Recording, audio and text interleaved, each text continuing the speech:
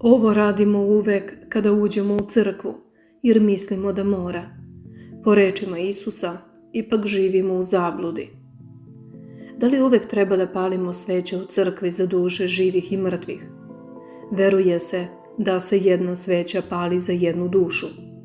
Pre su se sveće koristile u kućama i hramovima kako bi osvetlile prostoriju. U početku su dominirale hramovima.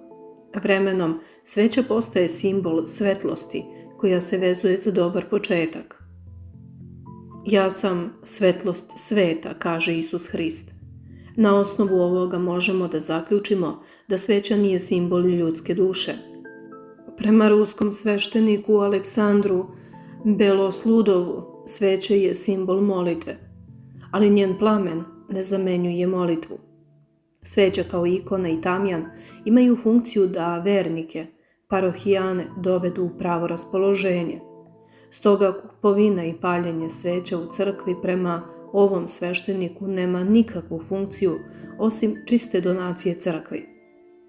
Bogu je jedino važno naše čisto srce i iskrena molitva, a koliko sveća palimo i kome ih namenjujemo, to uopšte nije bitno.